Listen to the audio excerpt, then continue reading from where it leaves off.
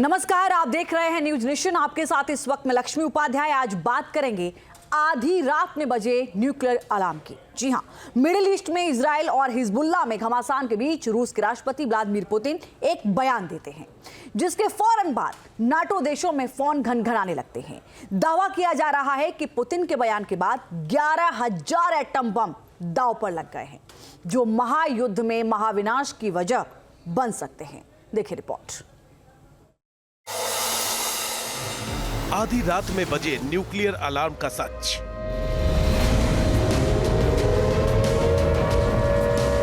America का New York निशाना बनेगा।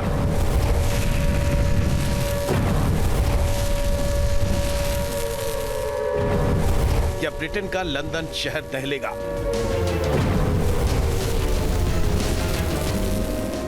फ्रांस के पेरिस में एटम बम फूटेगा।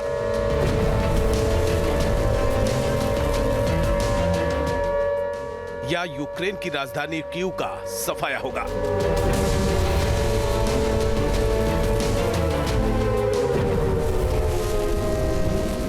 ऐसे न जाने कितने सवाल हैं, जिसने 32 देशों में न्यूक्लियर इमरजेंसी का सायरन बजा दिया है।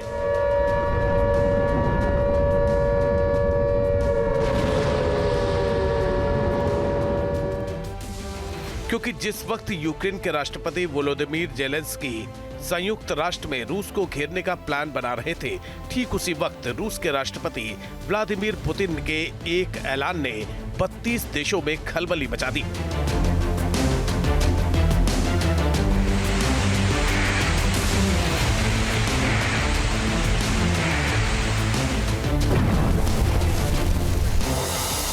अब सवाल यह है कि पुतिन ने आखिर ऐसा क्या कहा है जिसने नाटो देशों की नींद उड़ा दी है।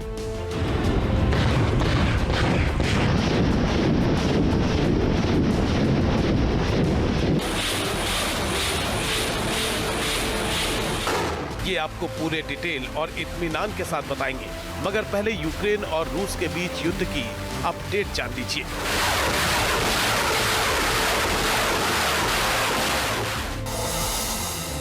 रूस ने पूर्वी यूक्रेन के 100 मोर्चों पर फिर से बढ़त बना ली है। रूस ने 24 घंटे के दौरान डोनेस्क और खार्किव में 55 मिसाइलें दागी है। इसके अलावा यूक्रेनी कब्जे में आए कुर्स्क में भी रशियन फौज ने यूक्रेन के तोपखाने को भारी नुकसान पहुंचाया है।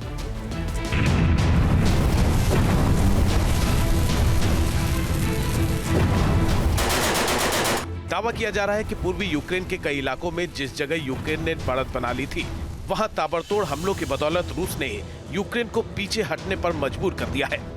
चौंकाने वाली बात ये कि रूस इन इलाकों में अब अपने डिफेंस सिस्टम S-300 से भी मिसाइलें दाग रहा है।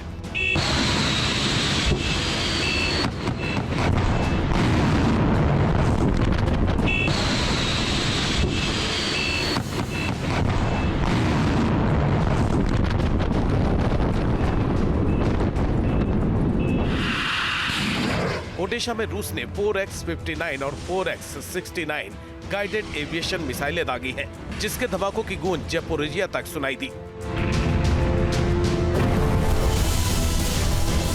दरअसल चंद रोज पहले तक ये माना जा रहा था कि जेलेंस्की यूक्रेन युद्ध में रूस पर बढ़त बना रहे हैं, लेकिन जैसे ही उन्होंने रूस के 28 ड्रोन्स पर हमला किया तो पुतिन का पारा चढ़ गया और रही सही कसर यूक्रेन ने रूस के त्वेर प्रांत में हमला करके पूरी कर दी, क्योंकि इस हमले के लिए यूक्रेन ने नेपच्यून मिसाइल का इस्तेमाल किया, जिसने रूस के हथियार डिपो को भी उड़ाकर रख दिया।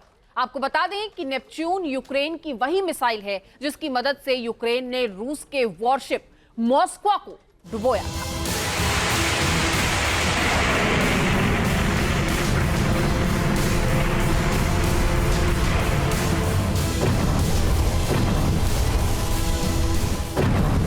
यूक्रेन के इन हमलों से बौखलाए पुतिन ने फौरन सुरक्षा परिषद की इमरजेंसी मीटिंग बुलाई और जेलेंस्की को घुटनों पर लाने के लिए 3 बड़े ऐलान कर दिए। नंबर 1, रूस अपनी परमाणु नीति को बदलने जा रहा है। नंबर 2, जो भी रूस के लिए खतरा बनेगा, रूस उस पर परमाणु हमला कर देगा। और नंबर 3, रूस के अंदर हमले किसी भी सूरत में बर्दाश्त नहीं किए जाएंगे।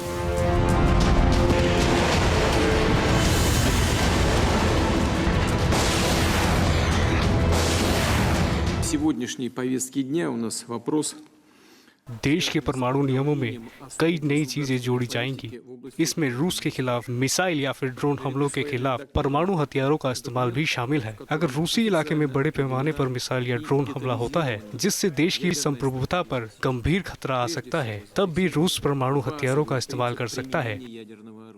अगर गैर परमाणु संपन्न देश किसी परमाणु संपन्न देश के समर्थन से रूस पर हमला करता है तो इसे दोनों देशों की तरफ से किया गया हमला माना जाएगा। रूस के परमाणु हथियार देश और उसके नागरिकों की सुरक्षा की सबसे बड़ी गारंटी है।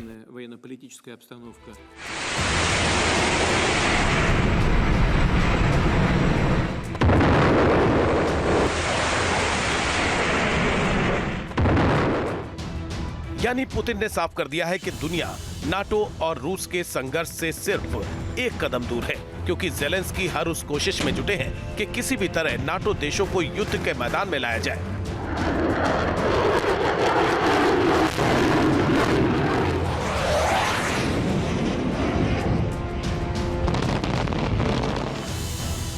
संयुक्त राष्ट्र में भी ज़ेलेंस्की ने अमेरिका के सामने रूस को तोड़ने का मसौदा पेश किया है। जानकारी के मुताबिक ज़ेलेंस्की ने अमेरिका से साफ साफ कह दिया है कि अगर नाटो के 32 देश रूस के खिलाफ युद्ध में नहीं उतरते हैं तो कम से कम इतना जरूर किया जाना चाहिए कि परमाणु ताकत रखने वाले कम से कम 3 देश रूस के खिलाफ लड़ाई में उसके साथ उतरे।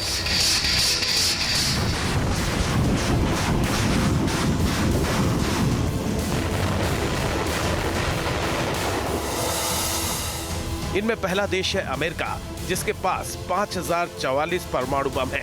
दूसरा देश है ब्रिटेन, जिसके जंगी जखीरे में 225 परमाणु बम मौजूद है। जबकि ज़ेलेंस्की चाहते हैं कि 290 परमाणु बम रखने वाला फ्रांस भी रूस के खिलाफ लड़ाई में उसका साथ दे।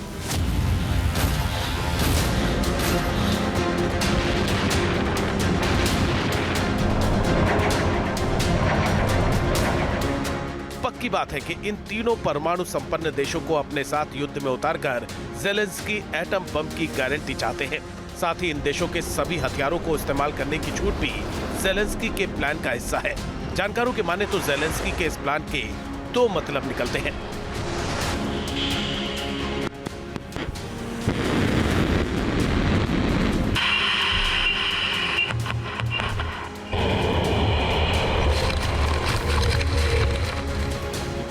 पहला, यूक्रेन हार के करीब है, अब सिर्फ नाटो के हथियारों से काम नहीं चलने वाला है। और दूसरा, अगर नाटो युद्ध में उतरा तो फौरन तीसरा विश्व युद्ध छिड़ सकता है। Putin has broken so many international norms and rules that he won't stop on his own. Russia can only be forced into peace. And that is exactly what's needed, forcing Russia into peace as the sole aggressor in this war, the sole violator of the UN Charter. दरअसल Zelensky पिछले काफी वक्त से NATO देशों से लंबी दूरी तक हमला करने वाली मिसाइलों की मांग कर रहे हैं, लेकिन पुतिन के खौफ के चलते ब्रिटेन को छोड़कर अभी तक किसी भी देश ने ज़ेलेंस्की को इन मिसाइलों के इस्तेमाल की मंजूरी नहीं दी है, क्योंकि इन देशों को ये डर है कि अगर यूक्रेन ने उनकी मिसाइल का इस्तेमाल रूस में भयानक हमले के लिए कर दिया तो बैठे बिठाए रूस की दुश्मनी झेलनी पड़ेगी।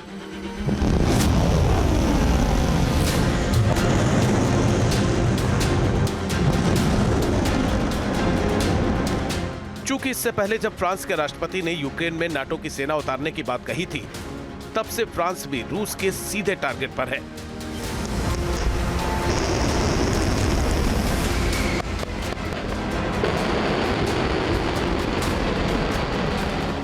आलम यह है कि रूस में पुतिन के बेहद करीबी व्याचेस्लाव वोलोडिन ने टेलीग्राम पर मैसेज लिखकर सिर्फ 3 मिनट 20 सेकंड में नाटो को अंजाम भुगतने की धमकी दे डाली।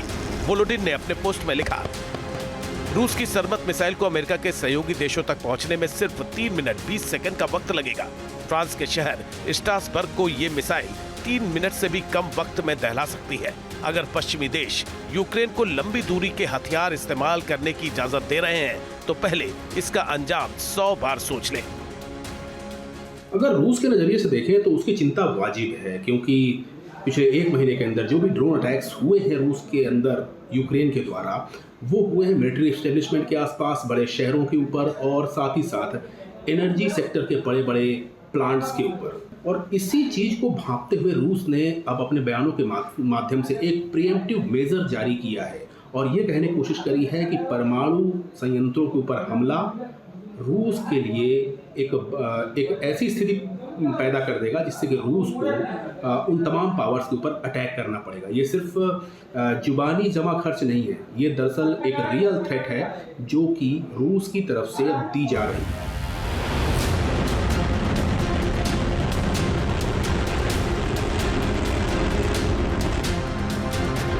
आपको बता दें कि पुतिन के सहयोगी व्याचेस्लाव वोलोडिन ने फ्रांस के स्ट्रासबर्ग शहर पर हुए हमले के लिए जिस मिसाइल सरमत के नाम का जिक्र किया है वो दुनिया की सबसे खतरनाक परमाणु मिसाइल मानी जाती है। नाटो देशों में तो सरमत मिसाइल का खौफ इतना है कि वो इसे शैतान मिसाइल कहकर पुकारते हैं। यूक्रेन रूस के 945 दिन के युद्ध के दौरान रूस 4 बार इस मिसाइल का टेस्ट कर चुका है। बताते हैं कि रूस जब जब इस मिसाइल को टेस्ट के लिए निकालता है नाटो देशों में खलबली मच जाती है।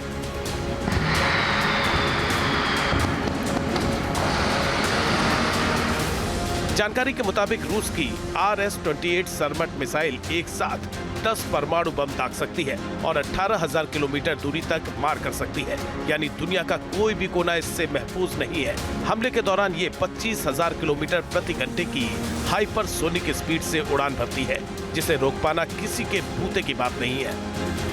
यूरोप के कई देशों में तो ये सिर्फ 3 मिनट में तबाही मचा सकती है। वैसे नाटो को डर सिर्फ सरमट यानी शैतान मिसाइल से नहीं है, बल्कि रूस के जंगी जखीरे में कई ऐसे हथियार मौजूद हैं जिनका तोड़ पूरे नाटो के पास नहीं है। तो चलिए ग्राफिक्स की मदद से आपको बताते हैं।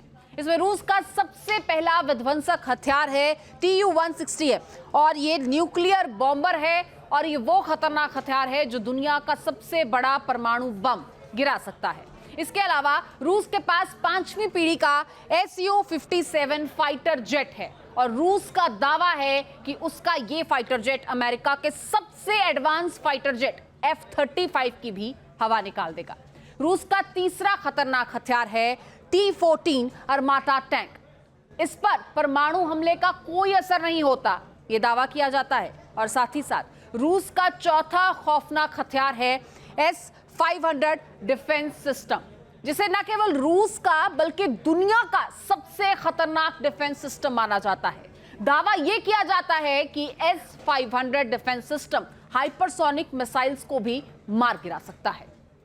और रूस की खतरनाक मिसाइलों की अगर बात करें तो इसमें पहला नंबर RS-28 सरमट का आता है, जिसका जिक्र रिपोर्ट में हमने पहले भी किया था।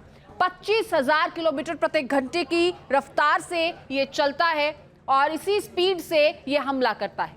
तो अगर दूसरी खतरनाक मिसाइल की बात की जाए तो एवनगार्ड बताई जाती है, एवनगार्ड मिसाइल, और ये 33,076 किलोमीटर प्रति घंटे की स्पीड से हमला कर सकती है। सबमरीन से दागे जाने वाली टोपोल M मिसाइल का खौफ भी नाटो में कम नहीं है, तो ये भी रूस का एक खतरनाक हथियार और इसी गिनती में शुमार होता है। और इसके साथ साथ यार्स मिसाइल की अगर बात करें तो ये भी 33,300 किलोमीटर प्रति घंटे की रफ्तार से हमला करती है। ये वो मिसाइल है, ये वो तमाम मिसाइलें जो रूस की एटमी मिसाइलें हैं और रूस के हथियारों के जखीरे की अगर बात करें तो इनका एक अहम स्थान है।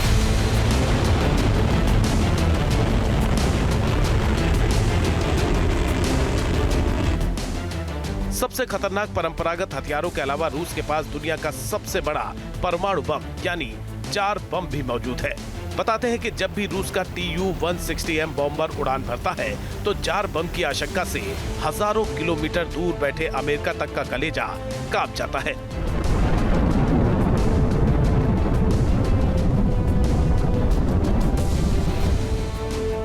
आपको बता दें कि रूस ने करीब 60 साल पहले दुनिया के सबसे ताकतवर परमाणु बम का परीक्षण किया था, जिसने उसे जार बम का नाम दिया था। दावा किया जाता है कि यह बम इतना शक्तिशाली है कि पूरे शहर को मिट्टी में मिला सकता है। इसकी चपेट में आने पर एक ही झटके में 10 लाख से ज्यादा मौत हो सकती है।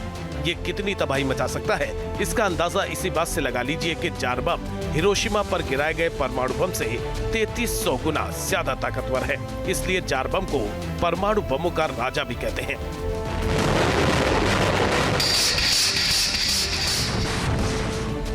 साफ है कि नाटो की अगर तीनों परमाणु ताकत मिल जाए तब भी रूस से मुकाबला करना आसान नहीं है, क्योंकि अमेरिका, ब्रिटेन और फ्रांस तीनों देशों के परमाणु बम अगर मिला भी दिए जाएं, तब भी उनकी संख्या 5559 पहुंचती है, जबकि इसके मुकाबले में रूस के पास 5580 यानी 21 परमाणु बम ज्यादा है।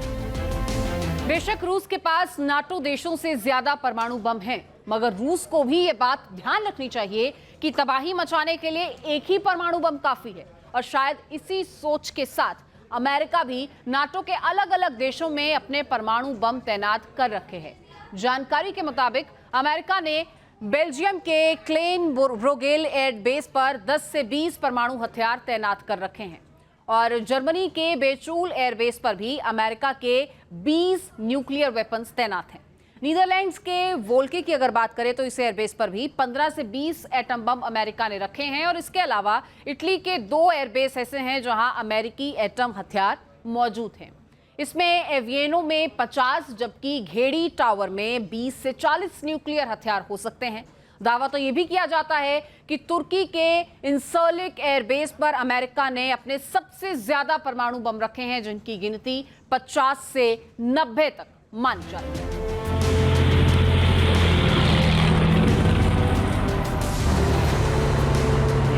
Контролирую состояние пусковых установок.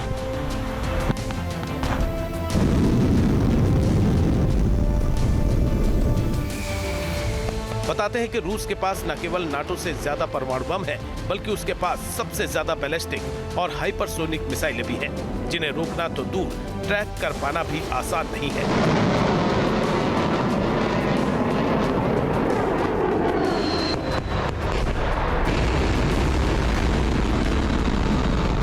यही वजह है जो अमेरिकी दरबार में बार बार गुहार लगाने के बाद भी अमेरिका ज़ेलेंस्की की खुलकर मदद करने को तैयार नहीं है।